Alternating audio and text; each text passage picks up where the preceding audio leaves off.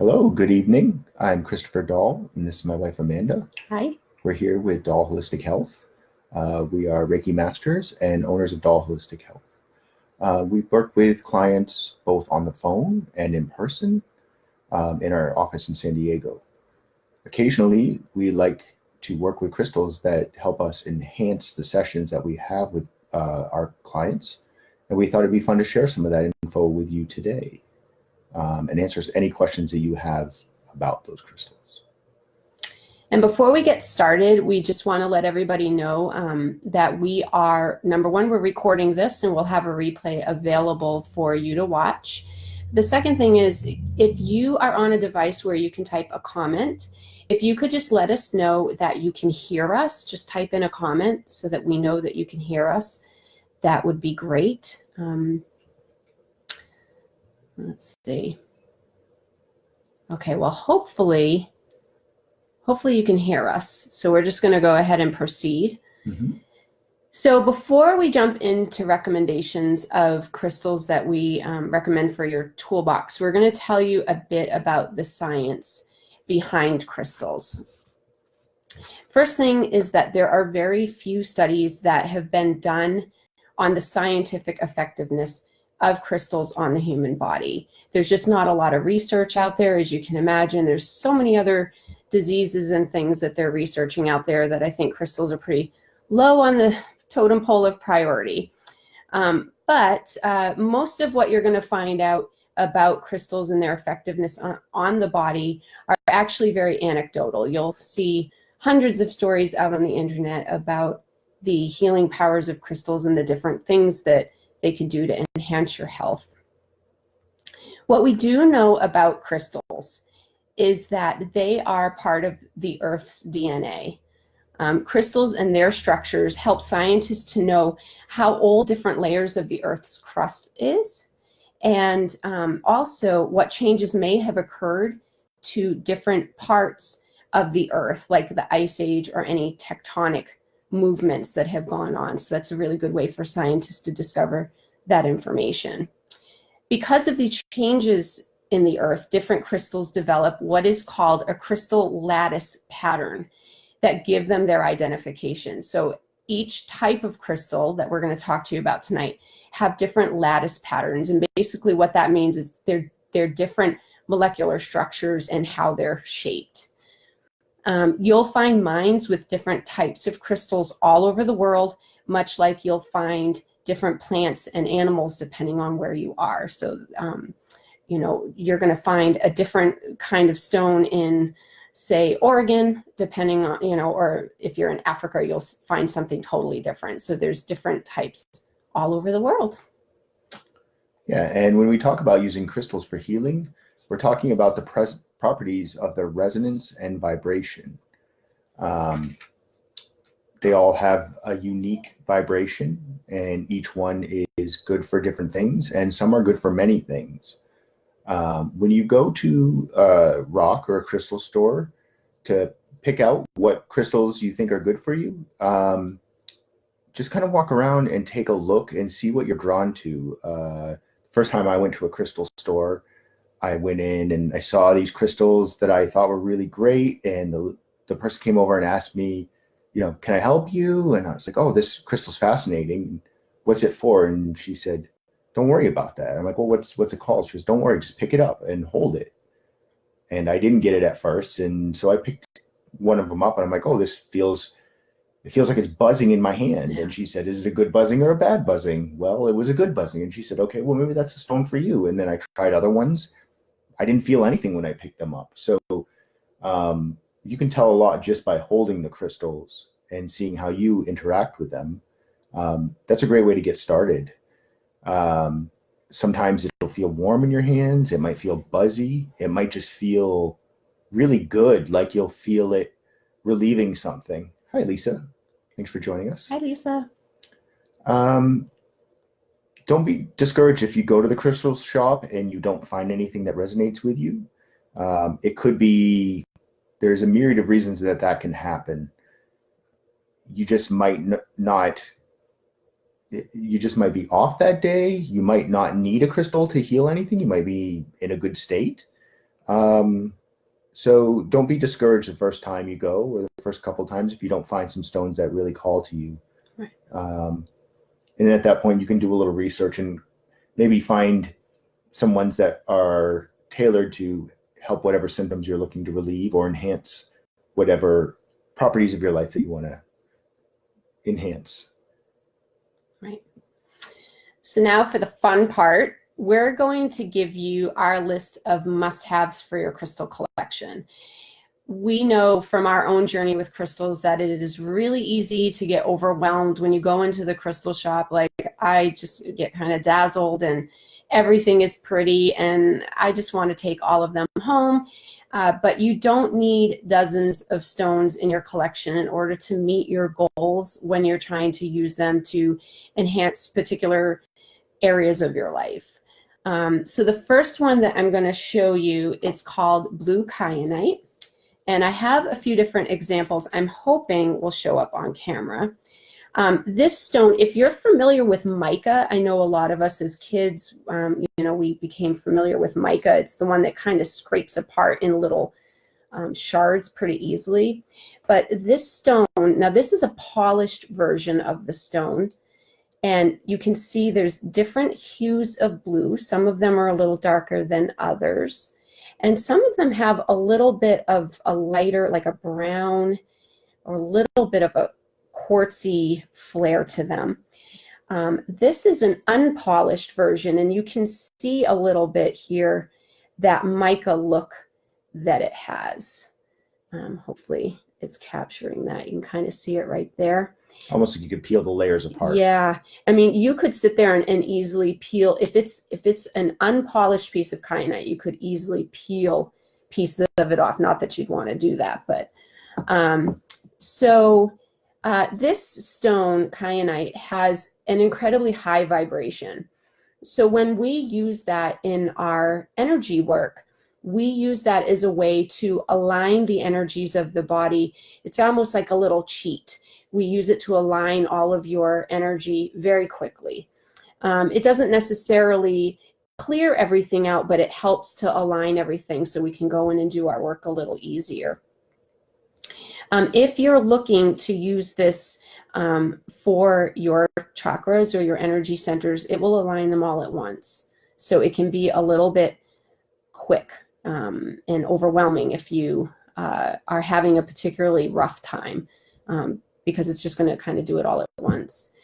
I recommend using kyanite above your head. So if you're doing some meditation and you're laying down, then I would put that over your head on your pillow and just kind of lay there and meditate for about 20 minutes and let it do its work. And as far as cleaning stones, because I'm sure maybe you've heard something about cleaning stones, kyanite is self-cleansing. So you don't have to do anything to clean it. It cleanses on its own. The next stone that I'm going to talk about is another one that is self-cleansing. It's selenite. Hi, Sarah. Hi, Sarah. Thank you for joining us. So this is selenite, and you can see just how it's reflecting even just the light in the room. This is very reflective. Is the word iridescent? It's got like an iridescent look to it. Selenite comes in many different shapes and sizes. You may have gone to a crystal shop and seen like the selenite towers and they make it into a lamp. This is a selenite, like an oval. You can get selenite in a wand form. And you can see, again, it's very reflective. You can get selenite in a bar, and this is like a smaller sized bar. And this is just more of a rough piece of selenite that hasn't been polished. And a lot of times my Reiki clients, I give them pieces of this during their sessions to take home with them, because selenite is particularly helpful for purifying energy in the body. So if you are having a hard time, and particularly people with stomach ailments, we have found you carry a lot in your solar plexus. It is the part of your body where you carry a lot of your feelings of self-worth. So sometimes when people have a lot of stomach aches, indigestion, acid reflux, selenite is a great one to just put on your tummy area and leave it there again for about 20 minutes. Do some meditation, some deep breathing. It's a favorite for that. And it's also particularly good for your crown chakra and your third eye, for those of you who want to use these for meditation for your different chakras and energy centers. Thanks for joining us, Anne. Hi, Anne. Selenite is another one, like I mentioned earlier. It's self-cleansing, but it's important not to get this one near water. If you get selenite wet, it will start to look cloudy, and it will actually start to melt a little bit as well, because it's a form of salt. So any tips on selenite, or do you think we got that one? I think we got that one. I do want to make a note, though, while we're in here and talking about selenite, how it can dissolve. A popular thing right now is to make gem water or crystal water. Oh, and yes. Before you attempt anything like that, you need to consult a book, because a lot of these stones will be poisonous and they will dissolve in the water and they'll make you very sick. So be very careful about using them to make gem infused water. Right. If it is in a container, some of the containers they're encapsulated inside a glass bulb, so they don't actually make contact, and those are just as effective. Sure. But if you have the kind with a strainer basket, make sure that they're safe. Yeah, selenite wouldn't be a good one to put in your water. it would make it taste like the ocean. Right. Okay, so the next stone is labradorite. This is what it looks like. It's a beautiful stone. It has a lot of different colors in it. This one, it almost looks like a turquoise or a shell. You can see the different like a mother of pearl. Yeah. And here are some smaller versions of that. The stone size doesn't necessarily make one more effective than the other. You may feel more intensity from a larger stone, but these little ones are great for healing. They're great for, just putting on certain points where you need it more. Mm-hmm. This one it works to strengthen your aura and help you feel protected. And a lot of people carry it around for that. Mm-hmm. And you can get a larger piece that you put in your home, and it will just radiate the energy in that room and just make you feel comfortable, kind of wrapped in good energy. That one is called labradorite. Labradorite. And I think we can post the list in the after we can finish post the video. the list of the stones in the comments after, so that if anybody wants to go out and find any of these, you'll be able to. Mm-hmm. Yeah. And all the ones we're showing you today are very common stones. They're not Mm-hmm. costly stones, so you could probably go to the store and pick up a couple of all of these for $20 or $30 and walk away with a nice set of stones. Sure, absolutely. The next one is amethyst, and people are pretty familiar with this one. It's a beautiful purple stone. I believe it's used in some jewelry. Oh, right? Lots of jewelry. As and it's a birthstone. Yes, for absolutely. February. We have little pieces, some bigger pieces. They're nice polished stones. You can keep it in your pocket. It's good for just about anything. It is used to heighten your spirituality and the understanding of what's going on around you in those higher realms. And in healing, it can help you get to the root cause of an illness quickly. We have some places in San Diego that we buy from. Mm-hmm. And do you want to mention those? Yeah, we love South American Imports, which is in do. Old Town. That's one of our favorites. We also like Soulscape up in Encinitas, and they have, I think they call it the cave. Is it called the cave? Yeah, the Crystal Cave across the street, where they've really expanded their gemstone collection. There's a little shop in South Park, which I apologize, I can't remember the name of, but it's the only gem shop there. And that is it called like the Den of something? Yeah, I don't remember. If Dina hops on, maybe she'll share in the comments where the store is in South Park, but that's another one. And then there's Amethyst Moon in La Mesa. La Mesa or El Cajon, Yeah. East County.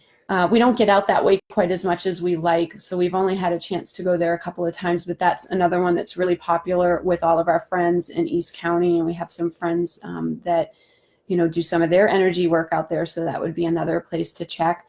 Honestly, I don't recommend buying a lot of gemstones online. I really think that it's important when you're picking out gemstones to be able to feel the stone and feel how it resonates with you. Because one of the things you have to be careful of with gemstone shopping is some of the gemstones, they heat them in order to enhance the color. And to me, I always just felt that that takes away some of the healing properties of it when you start doctoring the beauty of the stone. I really like the stones when they're just kind of in their natural state, maybe polished, but you know, when they start messing with the colors, I don't like that. And sometimes online they do that. So if you're going to buy gemstones online, because we've all done it, we've done it, just make sure that you're doing it from a source that has a good reputation. So if they're, say, an Amazon seller, make sure they have, you know, a good rating, or go by a recommendation from a friend. There are some great, I think Sarah does some of these, they're boxes that you can buy that have little gemstone goodies in them. And so that, you know, there are companies like that. Hi, Stacy. Hi, Stacy. So there are companies like that that you can buy from. But yeah, I mean, that's a great point. There's many different places that you can go. I think the only other aside to that would be Gemisphere stones. Oh, Gemisphere. They're excellent. They sell very small stones on a necklace, and it's been recommended to us by friends that you can buy the necklace and then take them apart. Some people like to split the cost because they're a little more expensive, but they are amazing. They're perfect little spheres, and you can take the necklace apart and use them individually for treating points. And we have a friend that does that as well. Yeah. Very effective. And they buy their stones from the parts of the mine where the stones are the most pure. There's the least amount of purity. So then when they spin them into spheres, then the energy radiates from them in infinite direction. Yeah. Where when you're using a stone like this that has points, it's giving a direction that the energy will resonate off. Sometimes you want that. Yeah. You want to give direction to the energy. Right. But not always. So. Yeah. So those are a couple quick notes for you. Yeah. The next one we're going to go over, another very common one, is rose quartz. It's a beautiful pink stone, pink like the heart. We have a whole palm full of these. These are very inexpensive. These are great to just lift your mood. They really help you to open up your heart chakra and bring in that heart energy. And if you want to attract love, they can help do that. They, you know, through the law of attraction, if you're boosting up your heart chakra, then you're going to receive people who are resonating at the same frequency. So putting yourself in that frequency of love helps do that. And that being said, if you look at this rose quartz, it's pink, makes you think of the heart. We had the amethyst, which is purple, which opens your spirituality, the color of your crown chakra. So when we talk about frequencies, we're also talking about the light that reflects off of these. And the reason it looks purple to our eyes is because the light hits it and it reflects back at a certain frequency, which is the purple or violet color. So the color really has a lot to do with how the stone is going to heal. And you can kind of use that to figure out what a stone could be good for. And it's not the only thing it's good for, but it gives you another indicator. And it works very well with other stones that enhance the heart, like pink tourmaline, emerald, rhodonite, and morganite. All right, so the next stone that we're going to talk about, and I think this is one of my personal favorites, is citrine. Citrine comes in, just like all of them, comes in a few different forms. This is a piece of citrine, and you can see like a cross section. Oh, there we go. You can see what it looked like when it was cut out of the mine, and then all the different layers. So this is right here, this is very quartzy. And then you start getting up into the actual, sorry guys, into the actual citrine parts. But the citrine itself is this on the top. It's that beautiful, rich, orangey amber color.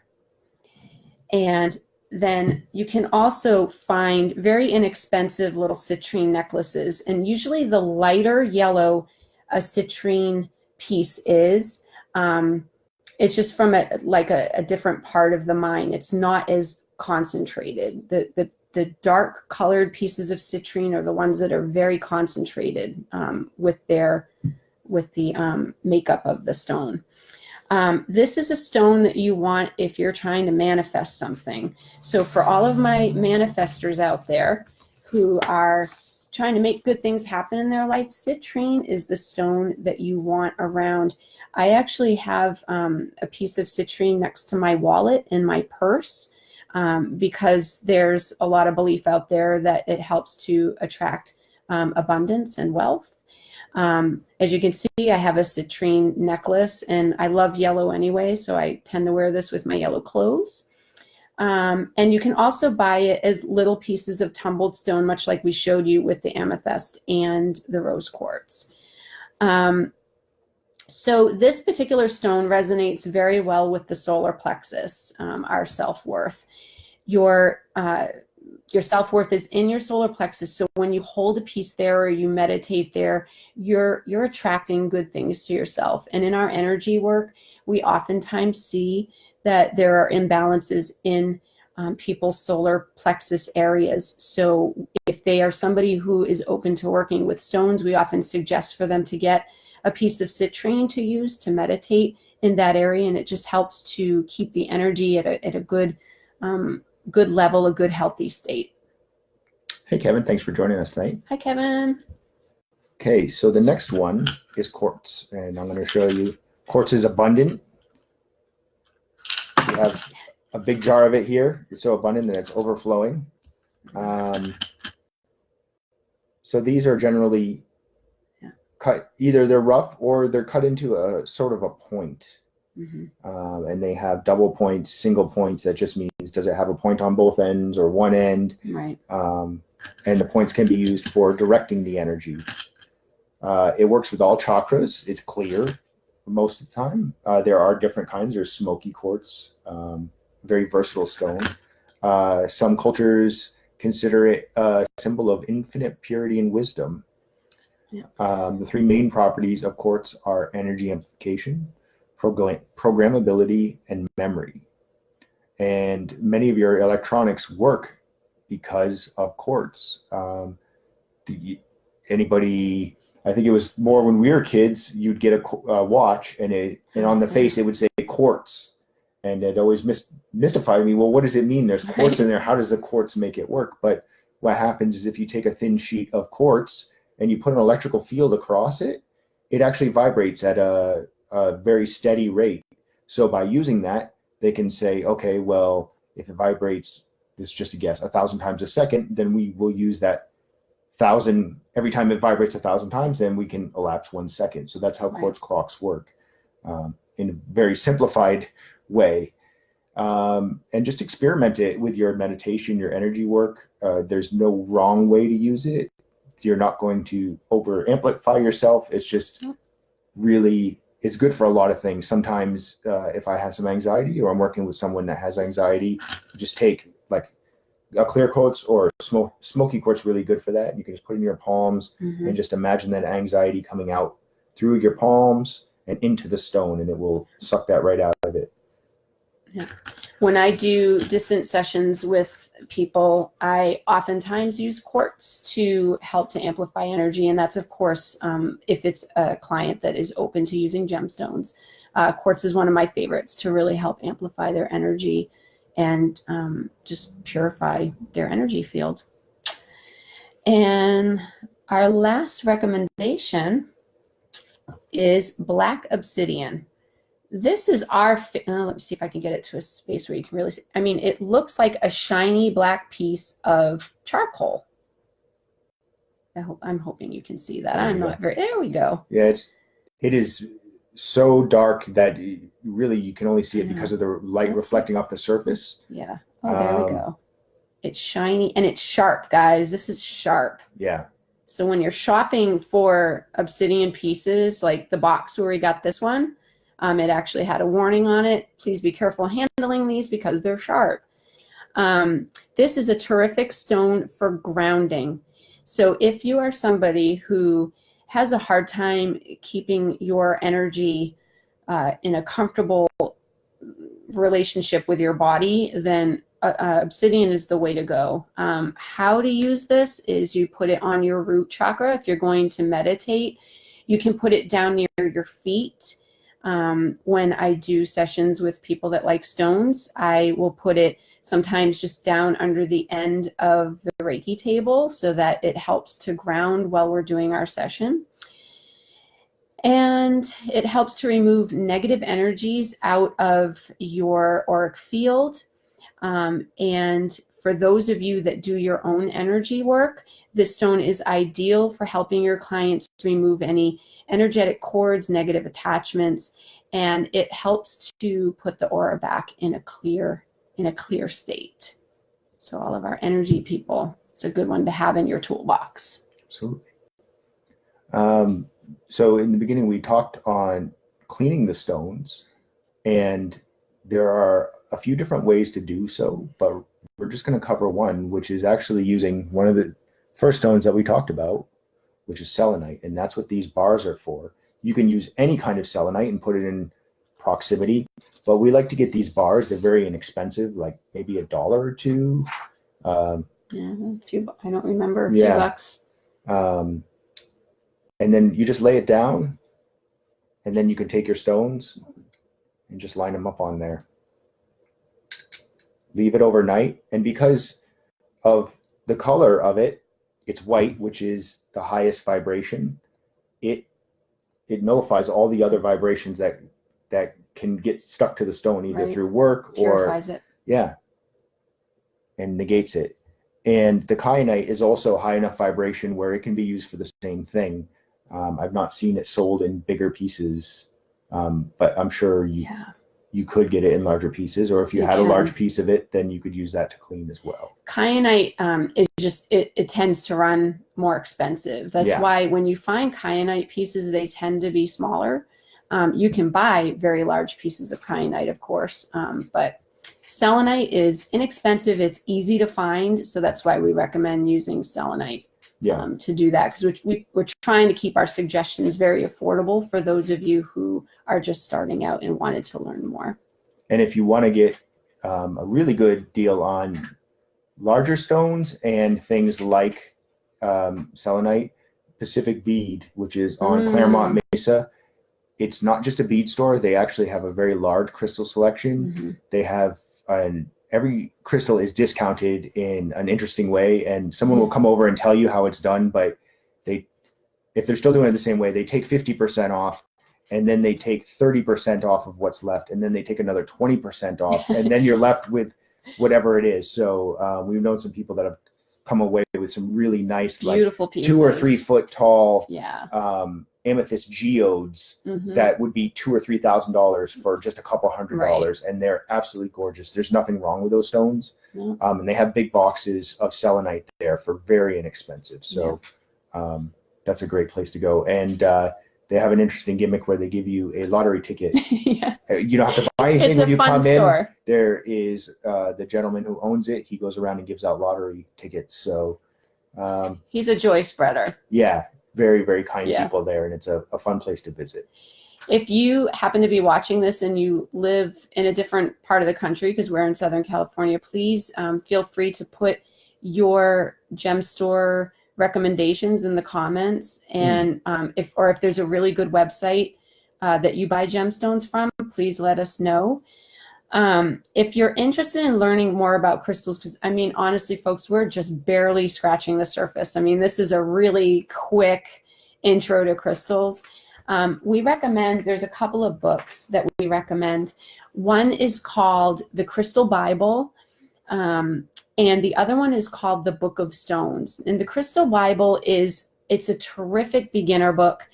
It gives a picture of each of the common crystals. It gives you all different ways to use them. It even gets into some of the medical ailments that you can use the stone for, to enhance healing for that particular ailment. If you're interested in things like purifying your house, that kind of thing, it's a really good little intro book that I sometimes take to the gem store with me so that I can look up the properties of the stones if I'm doing some heavy duty shopping. The other book is called The Book of Stones.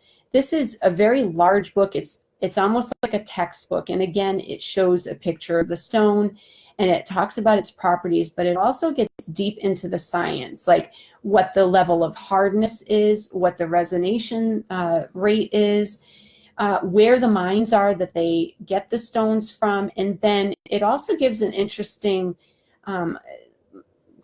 information bit about the stone from a male perspective and a female perspective, because as you get deeper and deeper into stones, you'll realize that some stones work very good for the masculine side and some work great for the feminine side. So that book really is a deep dive into gemstones, and there are a lot of different kinds of gemstones in that book. There's a lot more gemstones in there than there is in the Crystal Bible. But if you were going to buy one book to start, I would do the Crystal Bible. And then if you're really enjoying that and you want to get more into the technical information, then I would check out the Book of Stones. Absolutely. And if you'd like to receive a Reiki session with crystals from either Amanda, myself, or both of us, you can book that online at dahlholistichealth.com. We can do distance sessions. We can do in-person sessions. And if you give us a heads up with preferences of crystals that you'd like to have used during your session, if we have them, we will certainly bring them along and enhance the session. Absolutely. Since we can see everybody tonight in the comments, does anybody have any questions that we can answer for you? Yeah. Feel free to type them in. And just in case they come up after we've already logged off, go ahead and leave your questions. We'll monitor the comments, of course, and as different questions come in, we'll put the answers down in the comments for you so that you can get the information that you're looking for. And a lot of you that are watching this, your clients or your friends, and you know that you can always contact us that way as well. I think that's everything. Yes. Well, thank you all for joining us tonight. It was fun sharing our crystals with you and our knowledge that we've gained from it. Absolutely. Have a blessed evening, everyone. All right. Bye, everyone. Bye.